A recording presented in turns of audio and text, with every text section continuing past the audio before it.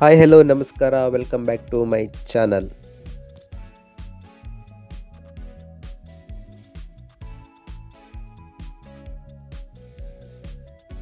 ಇವತ್ತಿನ ಸ್ಪೆಷಲ್ ಆಗಿರೋ non veg recipe ಬಾಂಗ್ಡಾ ರವಾ ತವಾ ಫ್ರೈ. ನೋಡ್ಕೊಳ್ಳಿ, ಮಾಡ್ಕೊಳ್ಳಿ, ತಿನ್ಕೊಳ್ಳಿ.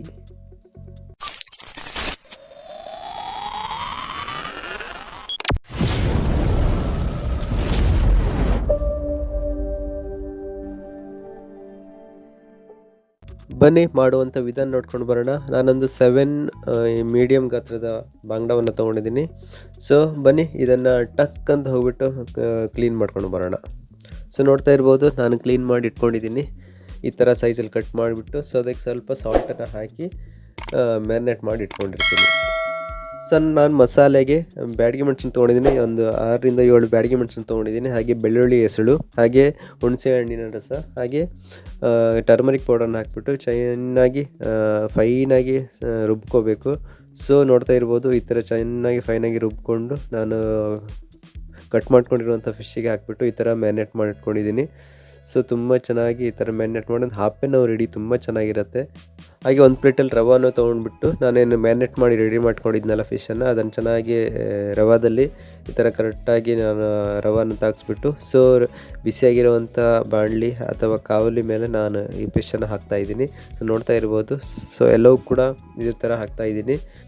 ಸೊ ಹಾಕ್ಬಿಟ್ಟು ಎಷ್ಟು ಪ್ರಮಾಣದಲ್ಲಿ ಬೇಕೋ ಅಷ್ಟು ಪ್ರಮಾಣದಲ್ಲಿ ಆಯಿಲನ್ನು ಹಾಕಿಬಿಟ್ಟು ಚೆನ್ನಾಗಿ ಫ್ರೈ ಮಾಡಿ. ಸೊ ಚೆನ್ನಾಗಿ ಫ್ರೈ ಆದರೆ ತುಂಬ ಚೆನ್ನಾಗಿರುತ್ತೆ. ಸೊ ಮಿನಿಮಮ್ ಒಂದು 10 ಮಿನಿಟ್ಸ್ ಬೇಕಾಗುತ್ತೆ ಚೆನ್ನಾಗಿ ಮೀಡಿಯಮ್ ಫ್ಲೇಮಲ್ಲಿ ಚೆನ್ನಾಗಿ ಫ್ರೈ ಮಾಡಿ. ಸೊ ನೋಡ್ತಾ ಇರ್ಬೋದು, ಸೊ ಎರಡೂ ಕಡೆಯೂ ಕೂಡ ತುಂಬ ಚೆನ್ನಾಗಿ ಫ್ರೈ ಆಗಿದೆ. ಸೊ ತುಂಬ ಟೇಸ್ಟಿಯಾಗಿರುತ್ತೆ. ಉಪ್ಪು ಖಾರ ಹುಳಿ ತುಂಬ ಚೆನ್ನಾಗಿ ನೀವು ಹಾಕಿದರೆ ತುಂಬ ಚೆನ್ನಾಗಿ ಬರುತ್ತೆ ಫ್ರೈ ಕೂಡ. ಸೊ ತಿಂತಾಯಿದ್ರೆ ಮತ್ತೊಂದು ಪೀಸ್ಗೂ ತಿಂತಾ ಇರಬೇಕು ಅಂತ ಅನ್ಸುತ್ತೆ, ಅಷ್ಟು ತುಂಬ ಚೆನ್ನಾಗಿ ಟೇಸ್ಟಿಯಾಗಿರುತ್ತೆ.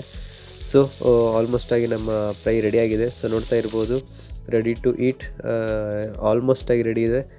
ಸೊ ಬನ್ನಿ ತಿನ್ನೋಣ, ಯಾವ ಥರ ಇದೆ ಟೇಸ್ಟ್ ಅಂತ ನೋಡೋಣ. ತುಂಬ ಟೇಸ್ಟಿಯಾಗಿದೆ. ಸೊ ನನ್ನ ಫೇವ್ರೆಟ್ ಕೂಡ ಹೌದು. ಸೊ ಈ ಒಂದು ರೆಸಿಪಿ ನಿಮಗೆ ಇಷ್ಟ ಆದಲ್ಲಿ ಮಾಡಿ ತಿಂದು ಹಾಗೆ ನಿಮ್ಮ ಅನುಭವವನ್ನು ಕಮೆಂಟ್ ಮೂಲಕ ತಿಳಿಸಿ. ಹಾಗೆ ನನ್ನ ಚಾನಲನ್ನು ಸಬ್ಸ್ಕ್ರೈಬ್ ಮಾಡೋದನ್ನು ಮಾತ್ರ ಮರಿಬೇಡಿ. ಹಾಗೆ ನಿಮ್ಮ ಲೈಕ್ಸ್ ಕೂಡ ಇರಲಿ. Thank you so much.